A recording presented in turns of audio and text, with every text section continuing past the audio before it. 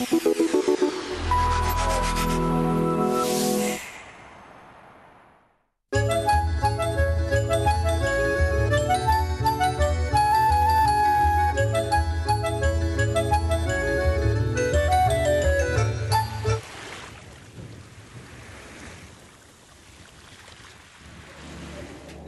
depuis 2 jours dans ce pays narbonnais. Si tu viens pour me chercher, et j'ai envie de vous si tu viens pour me trouver, ce que j'ai vu et ce que je... Seras-tu de quel côté du sable? Il faudra guetter.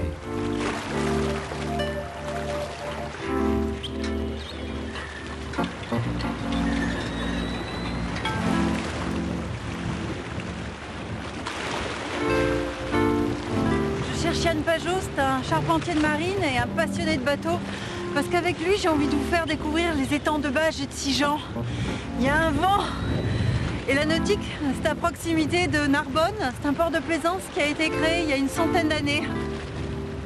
Ah ben voilà, il est là.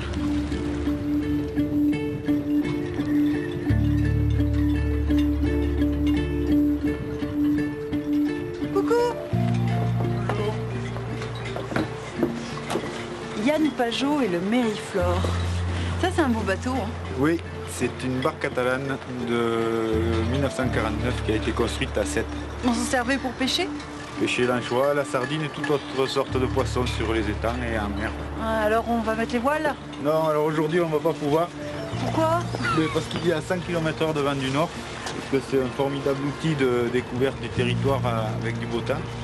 Mais avec le vent qu'il y a aujourd'hui, on pourra accéder nulle part. Donc je vous propose de prendre mon automobile et de suivre le contour des étangs par le Lido jusqu'à Port-la-Nouvelle. D'accord, allez, autre alternative, on prend la voiture.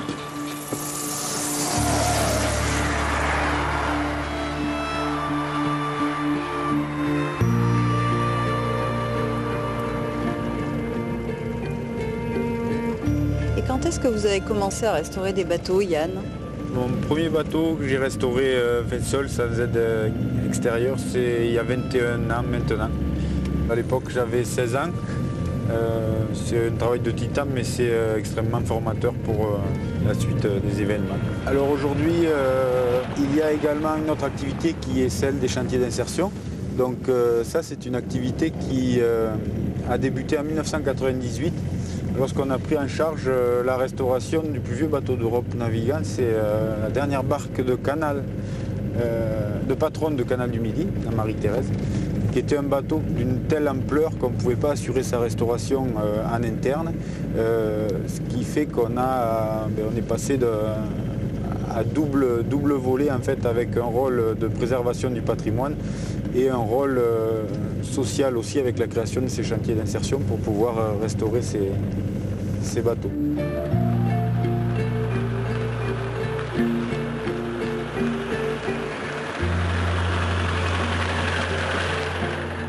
Yann a arrêté la voiture près du chantier d'insertion et m'a parlé de l'équipe qu'il dirigeait pour restaurer le bateau Miguel Galdante.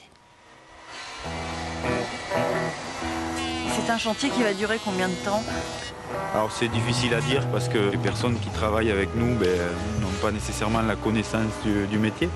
Et puis on ne sait pas exactement si on fera la restauration en totalité. Mais ce qui est prévu actuellement, c'est pour la coque du bateau, c'est une durée de 4 à 5 ans à peu près. Et c'est quel type de bateau ça? Alors ça c'est un paille-boat. C'est une francisation de 2 mots anglais par les Catalans qui sont pilot boats, c'était des bateaux pilotes. Qui servaient à quoi? Alors les pilot boats, c'était des bateaux qui servaient à faire rentrer d'autres bateaux dans les ports. Et les Catalans ont francisé donc, ces 2 termes en paille-boat, parce que c'était des bateaux similaires. Et ces paille-boats, donc, ce sont des bateaux qui servaient à transporter essentiellement des agrumes. Donc on s'approvisionne en bois, il doit avoir des qualités précises. Voilà, donc le bois c'est du bois très particulier qui a poussé en fait aux formes des pièces qu'on souhaite avoir, pour des pièces aussi dans la masse. Et puis il y a d'autres pièces qu'on est obligé de tordre par nous-mêmes à la vapeur. C'est-à-dire de le cintrer. Voilà, de le cintrer à l'étuve, c'est un étuvage. Et ça vous le faites où? On le fait en atelier, le soir après le chantier.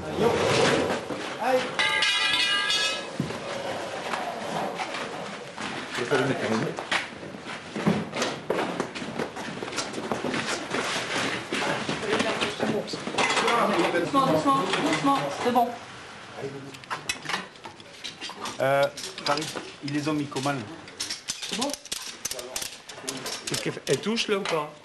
Ouais, elle touche, c'est bon. Ouais, mais attends, on va essayer de revenir un peu là.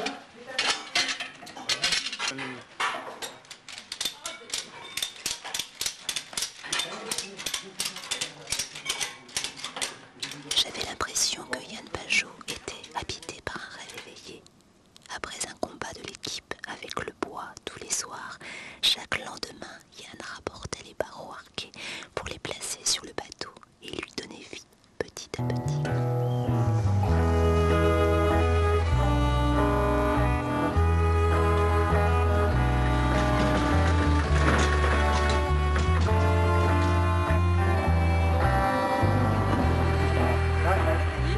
Allez, c'est bon les gars.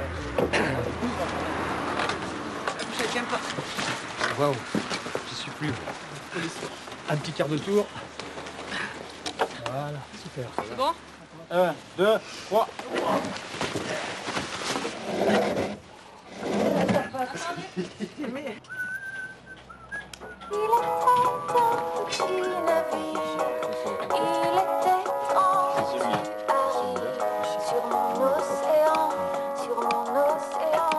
Hey chef, elle veut me piquer mes tapons. Je passais en tant que promeneur, je me baladais, je voyais ce bateau, et je me dis c'est pas possible, ils n'ont pas entrepris une telle tâche, quoi, restaurer cette ruine qui est bouffée de partout par les petites bêtes. Et voilà, quoi, je me dis non, c'est pas possible. Ils vont pas s'attaquer à ça, c'est un chantier titanesque, quoi, en fait, voilà. Et du coup, ouais, c'est faisable, avec de la ténacité, avec l'envie, la motivation. Puis bon, dans le cadre comme ça d'une association, dans le cadre d'une insertion, ça le fait bien. J'ai commencé il y a 1 an et c'était pas comme ça. Hein.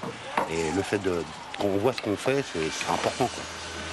Le fait de voir qu'on avance tous les jours, qu'au bout d'un mois, on sait qu'on a fait tant, c'est intéressant, quoi. C'est 35 ans dans la menuiserie, alors. Bientôt à la retraite. Donc, c'est passionnant, moi j'avais jamais touché à tous ces outils-là. Ça me change, quoi. Pour le futur, peut-être ça peut être utile.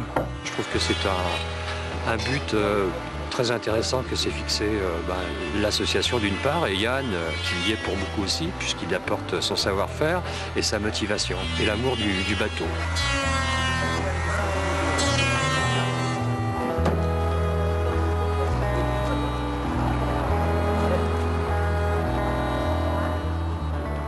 C'est un joli trois-mâts beau comme un oiseau, hissé haut, Santiano.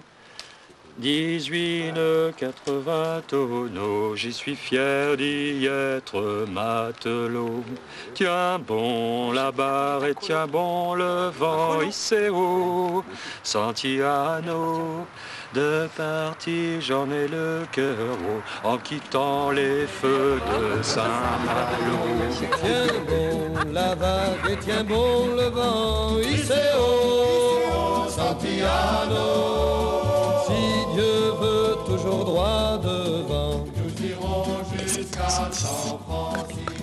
On prétend que là-bas l'argent coule à flot, hissé haut, Santiano. On trouve l'or au fond des ruisseaux.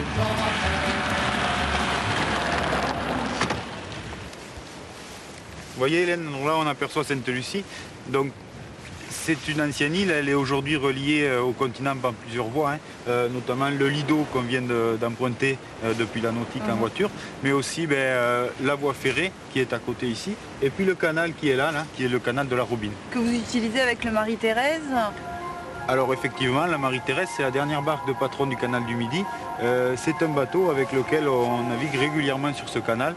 On vient notamment de faire une itinérance d'1 mois au départ de Port-la-Nouvelle jusque dans le Minervois, en collaboration avec les ateliers du Roi à Sijan, qui est un atelier de lithographie, sous la direction de Nadine et de Pierre Robineau.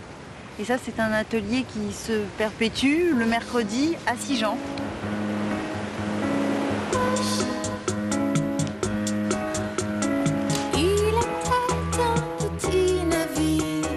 Il était temps que tu arrives sur mon océan.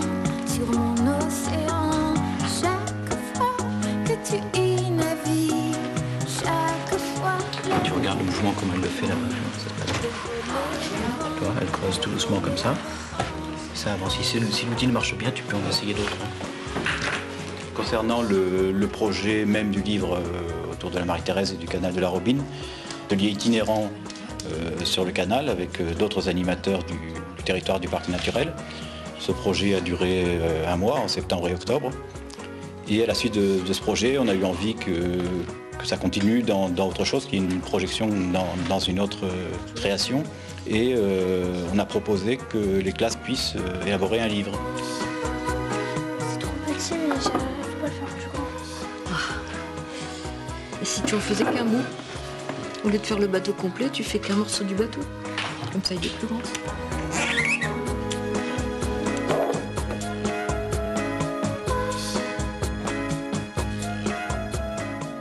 Chaque enfant a décidé de faire une phrase parce qu'il fallait bâtir une histoire. Il était une fois une barque, la Marie-Thérèse, qui naviguait sur le canal de la Robine vers Port-Mahon.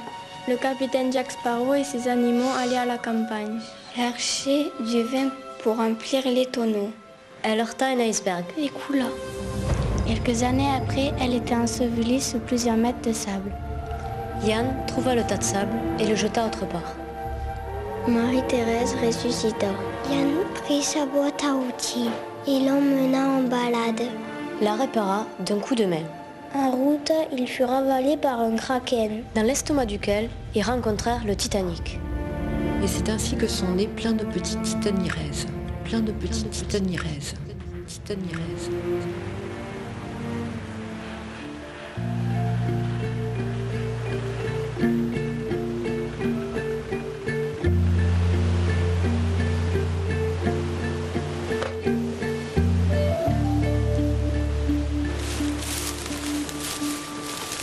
Voilà, alors là on est sur un terrain du conservatoire du littoral, en bordure de l'étang de Bages. L'étang de Bages, en fait c'est pas un étang, c'est une lagune. À l'époque c'était même une mer intérieure avec un chapelet d'îles, donc Sainte-Lucie, l'île de l'Aude, qui s'appelait l'archipel des Piplas. Et au fil des années, cet étang s'est resserré. C'est aujourd'hui toujours une lagune puisqu'il communique avec la mer au niveau du gros de Port-la-Nouvelle. Et il y a un échange d'ailleurs entre les poissons de la mer et les poissons de l'étang, je suppose. Voilà, ce qui permet de trouver dans l'étang, en fonction des saisons et des pluies, notamment lorsqu'il pleut beaucoup, que le bassin versant déverse l'eau douce dans l'étang, il arrive de trouver en haut de l'étang une eau qui est saumâtre et presque douce, avec presque un poisson d'eau douce, j'allais dire. Et lorsque vous allez vers Port-la-Nouvelle, c'est du poisson de l'eau très salée avec du poisson d'eau de mer qui rentre par les gros en fin d'été pour venir manger dans l'étang. Manger, oui. Voilà. Ouais.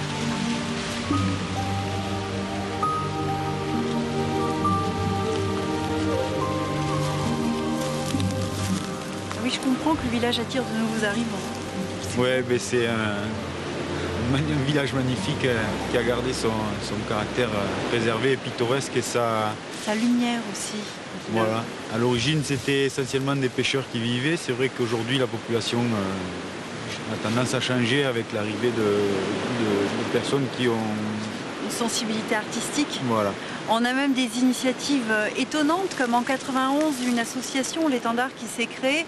À l'initiative de cela, il y avait Sophie Cassard, qui est extrêmement dynamique, et qui a essayé de proposer des ateliers, qui propose d'ailleurs des ateliers d'art plastique aux enfants.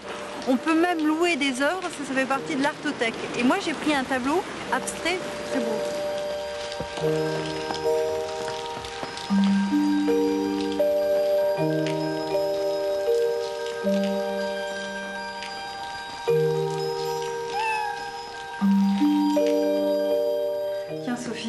Merci. Ah, merci. Salut, mon petit troué. Je vois qu'il y en a un autre là. Toujours les mêmes tonalités.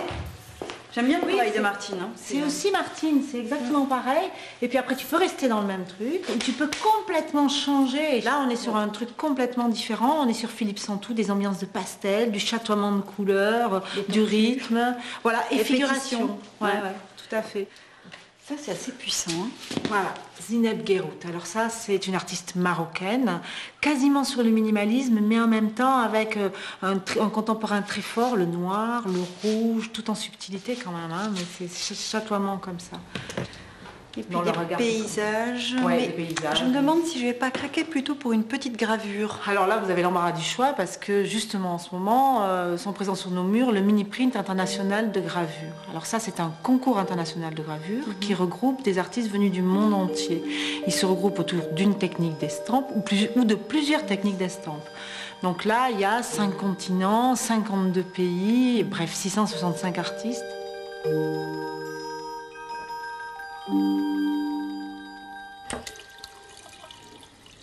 Et après l'Artothèque, la maison d'édition. Oui, la maison d'édition, c'est la dernière venue dans l'association. Elle est née d'une part de la rencontre de Guy Perrottet, parce que c'est lui qui a lancé l'état d'esprit de la mise en page, etc. Qui c'est Guy? Alors Guy, c'est un de nos artistes qui travaille avec nous depuis le début. Et puis alors, ce qu'il y avait de vraiment rigolo, c'était qu'à chaque fois qu'on se retrouvait avec eux pour travailler sur les expositions, travailler sur les programmes, au bout d'un moment, ça finissait toujours par parler bouffe. Alors on s'est dit, il va falloir faire quelque chose autour de la cuisine. Le principe, c'est que tu as 5 artistes qui sont d'excellents cuisiniers, qui ont donc choisi leur recette, ils l'ont illustrée. Alors ça a donné un espèce de drôle de mélange qui n'est pas tout à fait... On ne sait pas d'ailleurs si c'est la peinture qui inspire la recette ou l'inverse. Exactement. Bon, là voilà, c'est sur la recette du foie gras poêlé aux figues. Donc effectivement, là, peut-être que c'est parti du tableau, peut-être que c'est parti de la recette. En feuilletant ce livre, j'imaginais tout d'un coup le peintre Guy Perrottet en chef cuisinier, nous donnant à sa façon quelques conseils. La fleur de sel de Cruissant, les figues, le muscat de Saint-Jean de Minervois, bien entendu le foie gras, et le petit plus, la chapelure de pain d'épices. Pour la recette,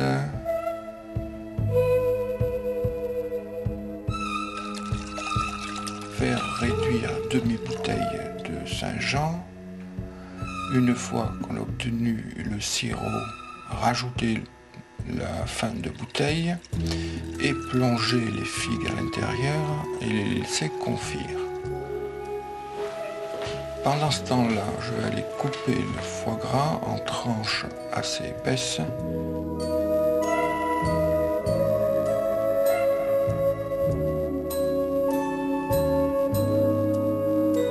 Et une fois que les figues seront confites, donc là, je ferai poêler le foie gras. Pas trop longtemps, juste doré de chaque côté. Une fois cuit, j'irai dresser les assiettes.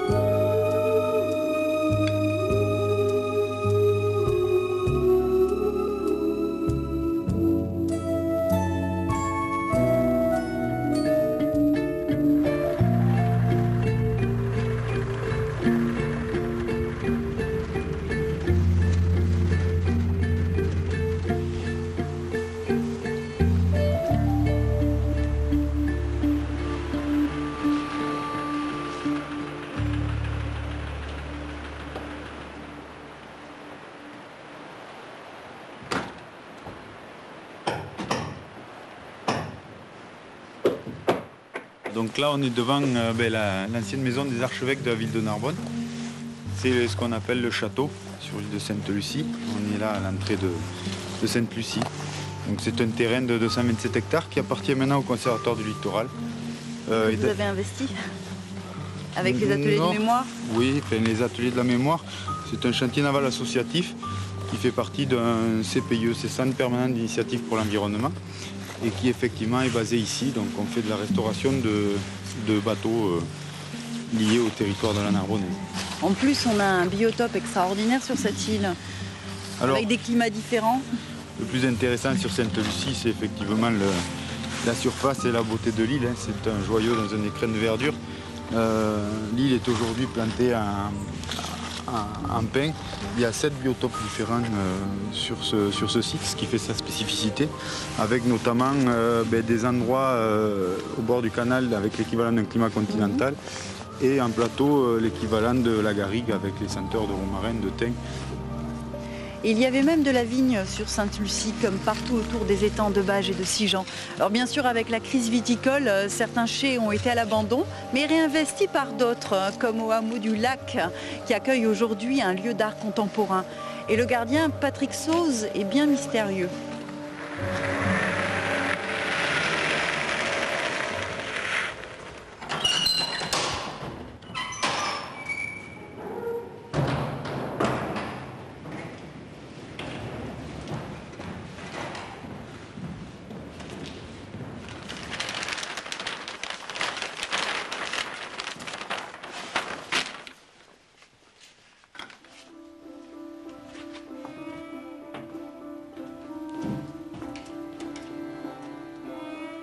Le lac, lieu d'art contemporain, est situé au hameau du Lac, proche de Sigean. Il a été fondé il y a une vingtaine d'années par Piet Moget, qui est un collectionneur et surtout un artiste d'origine hollandaise. Le lieu était une ancienne cave, une espèce de cathédrale qui désormais est dédiée à l'art. L'avantage, c'est que les espaces sont amples et permettent de faire de grandes expositions. Il n'y a pas eu de restructuration de l'espace, c'est-à-dire qu'il a été préservé, c'est-à-dire qu'il est nu, simplement. Il a été blanchi et adapté à la visite du public. Son intérêt particulier, c'est ça aussi, c'est qu'il offre une architecture d'origine. J'ai réalisé une première exposition au lac en 2000, après quoi j'ai continué l'aventure en tant que scénographe. Maintenant, je me partage entre mes propres expositions et celles des autres.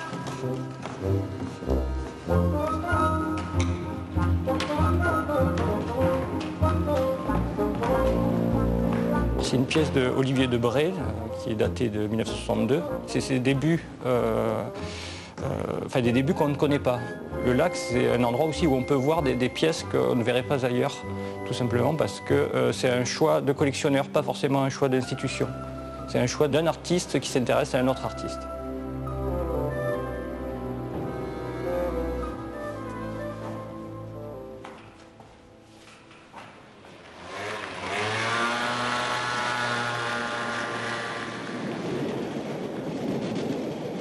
Le chemin de fer est ici comme un serpent de mer, témoin de l'univers aquatique et artistique de ce pays narbonnais.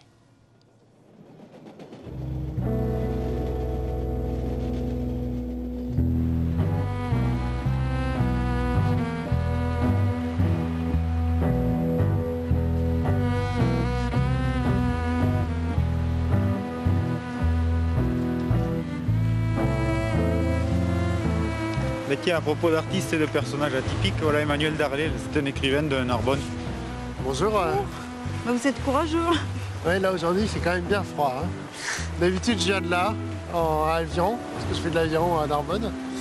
Et puis jusqu'à Sainte-Lucie, mais là aujourd'hui c'est pas... faut pas y penser. C'est pas une bonne idée. Comment vous avez découvert Sainte-Lucie?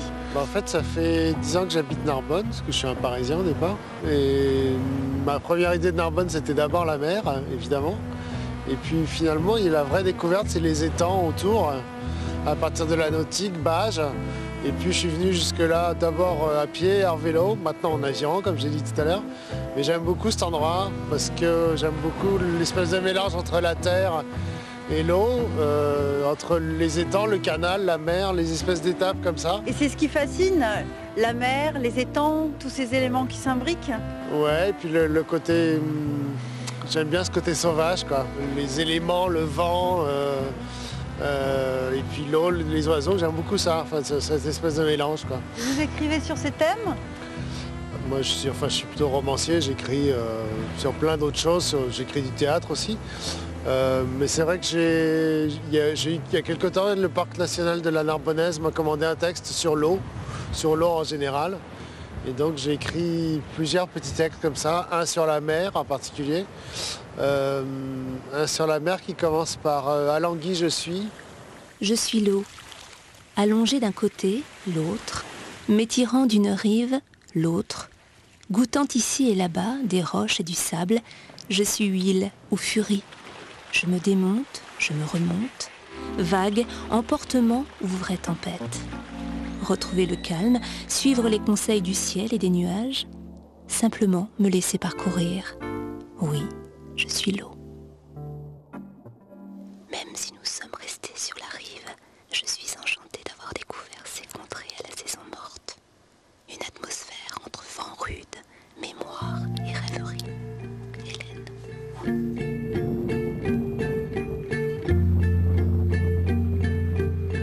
Voilà, notre périple autour des étangs de Bages et de Sigean s'achève. Je ne vous ai pas emmené sur l'eau, mais ce n'est que partie remise.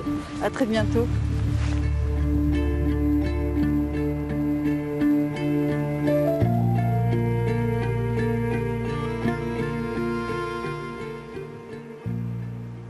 Pour voir et revoir l'émission ou toute information complémentaire, rejoignez-nous sur le site internet de France 3, Région Sud, émission Carnet du Sud.